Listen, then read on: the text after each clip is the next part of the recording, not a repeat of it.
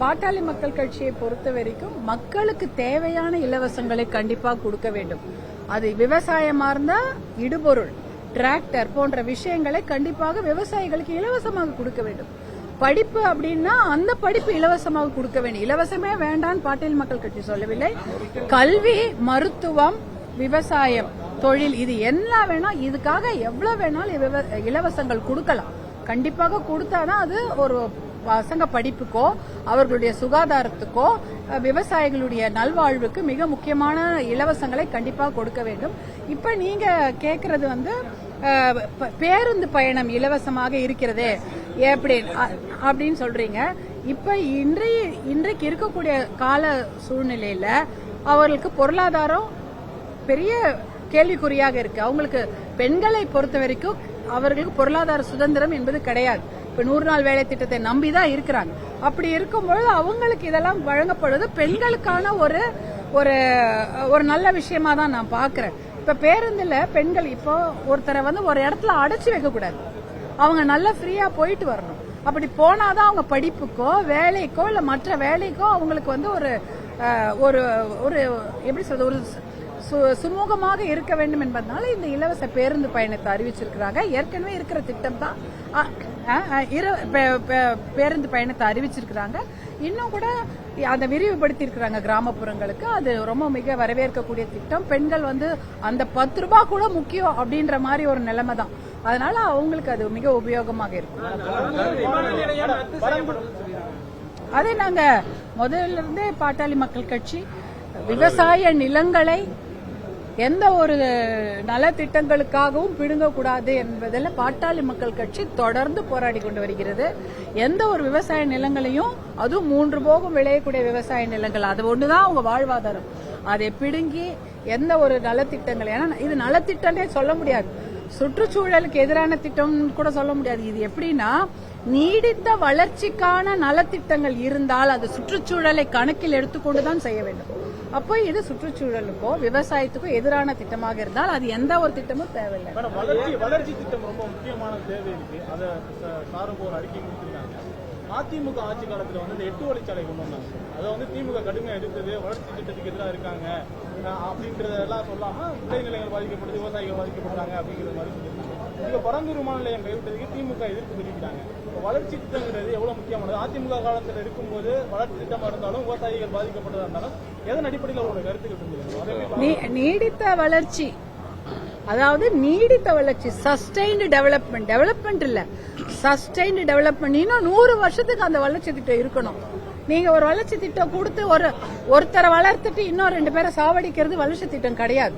அதுதானே நீங்க விவசாயிகளுடைய இடங்களை பிடிங்கிட்டீங்கன்னா அந்த விவசாய பெருங்குடிய அவர்களுடைய வாழ்வாதாரத்தை அவர்களை நசுக்கி விட்டு, இல்ல அவங்கள 2 பேர் சாவடிச்சு விட்டுட்டு வேற ஒரு பொருளாதாரத்தை வளர்க்கிறேன்னு சொல்றது எந்த விதத்திலயும் நியாயம் இல்லை இல்லையா? அதனால நீடித்த வளர்ச்சி இருக்கக்கூடிய திட்டங்களுக்கு தான் முன்னுரிமை தரப்பட வேண்டும்.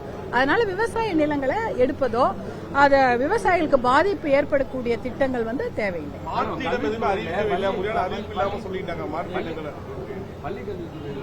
பல புகார்கள் வந்திருக்கு, செய்திகள் வெளியிட்டு, அதாவது அரசு அறிவிக்க ஒரு அமௌண்ட் வாங்காம அதுக்கு மேல எவ்வளவு வாங்குறாங்க அப்படின்னு செய்தித்தாள்லயே வந்துச்சு, ஊடகத்திலயும் வந்துச்சு. இது வரைக்கும் எங்களோட நடவடிக்கை எடுத்தது. ஆனால் அதை பற்றி உங்களுடைய நன்றி எல்லாம் பகிர்ந்துருக்கீங்களா? உங்களுடைய ஸ்டாண்ட் பள்ளிக்கல்வித்துறையில நிறைய நான் கூட பள்ளிக்கல்வித்துறை பத்தி இப்ப சொன்னேனே, ஏகப்பட்ட கேஸ் இருக்கு, நிறைய குற்றச்சாட்டுகள் இருக்கு, நிறைய பிரச்சனைகள் இருக்கு. அதையெல்லாம் களைய வேண்டும். அதற்கு அமைச்சர்கள் நடவடிக்கை எடுப்பார்கள் என்று உறுதியாக வளர்ச்சிக்கு தேவையா இருக்கு. மாற்று இடம் பறந்துருக்காக இல்லைன்னாலும் மாற்று இடங்கள் அறிவிக்க வேண்டும். அதுல கடந்த ஆட்சி காலத்துல லேண்ட் அக்விசிஷன் பண்ணி பணத்தெல்லாம் கொடுத்துட்டாங்க. இப்ப அது என்ன பண்ண போறாங்கன்னு ஒரு கேள்வியை திமுக முன்வைக்கிறாங்க. அதை எப்படி பாக்குறீங்க? அது என்ன, மாற்று இடத்தை தேர்ந்தெடுக்க வேண்டும். நில உரிமையாளர்கள் பணத்தை திருப்பி தந்துட வேண்டும். நீங்க அனௌன்ஸ் பண்ணி பாருங்களேன், எல்லாருமே அவங்க ஊர்ல இருக்கதா விருப்பப்படுவாங்க. வாங்கிட்டு எங்க போயிருப்பாங்கன்னு, எங்கேயாவது போய் ஏதோ ஒரு இடத்துல வீடு, ஒரு காலநிலை அகதிகள் சொல்றோம் இல்லையா, காலநிலை அகதிகள் மாதிரி அவங்க ஊர்ல இருந்து இன்னொரு ஊருக்கு அகதியா தான் போயிருப்பாங்க. இப்ப அவங்களுக்கு அந்த இடத்துக்கு திருப்பி வருவதற்கு நிறைய பேர் முன் வருவாங்க. ஆமா, இல்ல இல்ல, அதாவது அந்த கன்னி பேச்சு அப்படின்ற அந்த வார்த்தைகள் தான் வந்து அந்த பிரயோகம் வந்து அந்த அளவுக்கு அது அந்த காலத்துல அதெல்லாம் சொல்லிட்டாங்க. நம்ம ஊர்ல அப்படி சொல்ல வேண்டியது கிடையாது. நமக்கு அறிமுகம் அப்படின்ற வார்த்தை ரொம்ப அழகு வார்த்தை இருக்கு. அறிமுக உரைன்னு சொல்லலாமேன்னு தான் நான் ஒரு மாற்று சஜஷன் அவங்களுக்கு ஒரு ஆலோசனை சொன்னேன். வேற எங்களோட கோரிக்கை தான் கன்னி பேச்சுன்றாரு, முதல் பேச்சு சொல்லலாம், ஆறு பேச்சு. ஆமா, முதல்ல இருந்து நாங்க சொல்லிட்டு இருக்கோம். போன 5 வருஷம் அப்படிதான் பண்ணாங்க. அதெல்லாம் அவதூறு கருத்துக்கெல்லாம் நான் வந்து முதல்ல பேசும்போதே பெண்களுக்கு ஒரு விழிப்புணர்வு சொன்னதே அதுதான். அவதூறு கருத்து வலைதளங்களில் வந்தால் அதை பற்றி நம்ம வந்து மிகப்பெரிய கவலைக்குள்ளாக கூடாது என்ற ஒரு கருத்தை நான் வந்து ரொம்ப வருஷத்துக்கு முன்னாடியே சொல்லிட்டேன். அது மாதிரி அவதூறு காட்சிகளோ அவதூறு கருத்துகளோ சமூக வலைத்தளங்களில் வந்தால் அதையெல்லாம் புறம் தள்ளிவிட்டு பெண்கள் சமுதாயம், மகளிர் சமுதாயம் தைரியமாக முன்னேற வேண்டும் என்பதுதான் என்னுடைய கருத்து. அன்னைக்கும் இன்னைக்கும் அதே. நன்றி.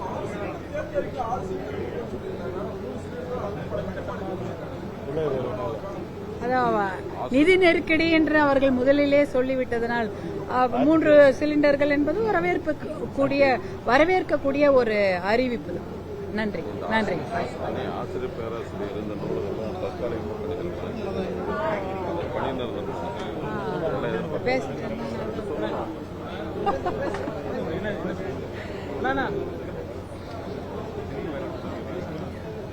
எல்லா கல்வித்துறையில இருக்கக்கூடிய ஆசிரியர்கள் மற்றும் பேராசிரியர்களாக இருக்கட்டும், ஆசிரியர்கள் மற்றும் ஆசிரியர் அல்லாத கல்வித்துறையில் இருக்கக்கூடிய அனைத்து பணியாளர்கள், ஊழியர்கள் எல்லாருக்கும் நிரந்தர பணிகளை வழங்க வேண்டும்.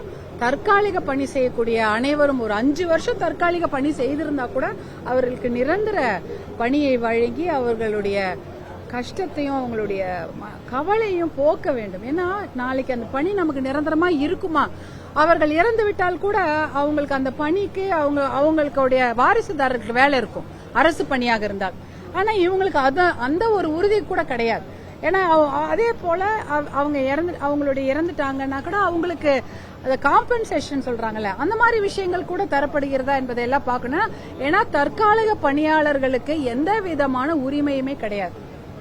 அவங்கள எல்லாரையுமே நிரந்தர நகராட்சி நிர்வாகத்தில் பணி செய்யக்கூடியவர்களா இருக்கட்டும், இல்ல கல்வித்துறையா இருக்கட்டும், எல்லா துறையிலுமே தற்காலிகமாக பணி செய்பவர்கள் அனைவருக்கும் நிரந்தர பணிகளை உருவாக்கி தர வேண்டும். நன்றி.